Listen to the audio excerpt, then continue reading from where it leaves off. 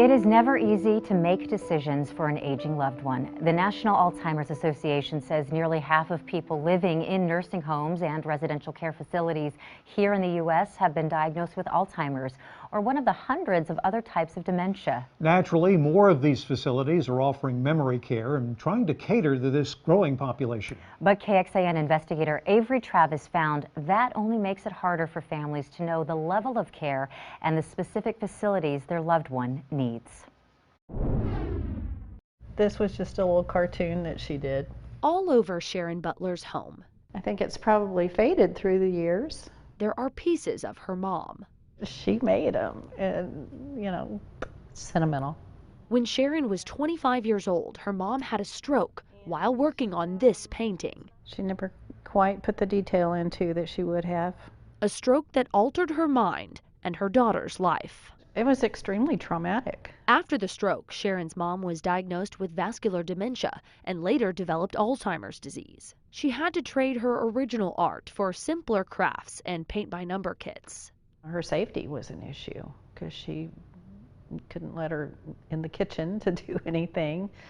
She would forget to lock doors. Eventually, they made the difficult decision. Both her mother and father would need to move into assisted living.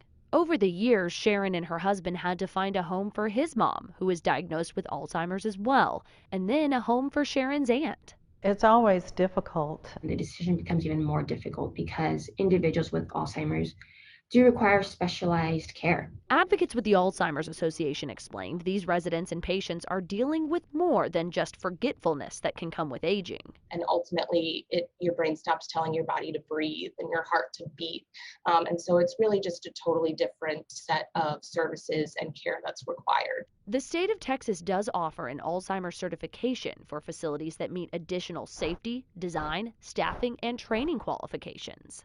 Right now, nearly a third of the state's more than 2,000 assisted living communities have at least a portion of their facility Alzheimer's certified.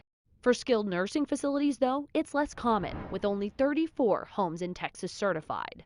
Meanwhile, facilities across the state market memory care wings or other special services.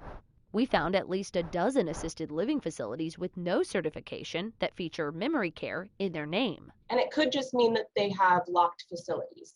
And it could mean that they have even more, requirements, but the term isn't specific. It's an important distinction for advocates. So this marketing can be misleading. Which is why they fought for a law to require any facility that markets memory care to be more transparent with prospective residents and their families about their Alzheimer's certification status.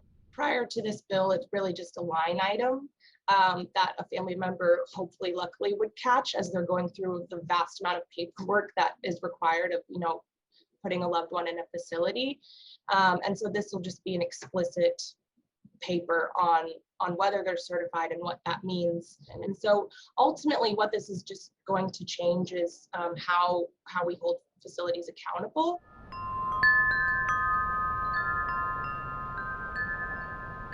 Every month we're introducing a new type of training. It does take quite a bit, and a lot of places just won't go that extra step. Silverado Barton Springs is one of the largest Alzheimer's certified communities in Austin.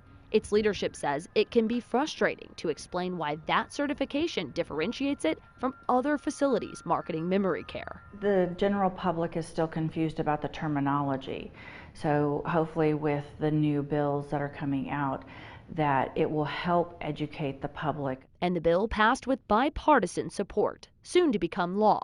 The only concern? Those all come at a cost, and the state of Texas doesn't pay for that higher level of care. Nursing home industry advocates testified to lawmakers the certification process is expensive, a cost that's often passed on to patients and their families. So you really do need to do your research and ask a lot of questions and visit as much as you can. Sharon says it's not a paint by number or a one-size-fits-all. She knows not everyone with cognitive issues needs the highest level of care. After 4 different experiences searching for the right senior living home for her loved ones, Sharon now leads a support group for caregivers in the Austin area. It's not like getting married or having a baby where you do all the research and you get ready and you prepare and you get informed. Nobody wants to know about this until they have to. The more information we have going into any decision like that, the better. The Alzheimer's Association says it would like to work towards a more legal definition to the term memory care in the future. It holds up Florida as an example where a special license is required to offer memory care and Alzheimer's services with that added training and that higher standard of care. Avery, thank you. Senate Bill 383 that passed here in Texas will go into effect on September 1st. And until then, we have built a map of all the Alzheimer's certified nursing and assisted living facilities here in Texas. You can explore it in this story in the investigative section of KXAN.com right now.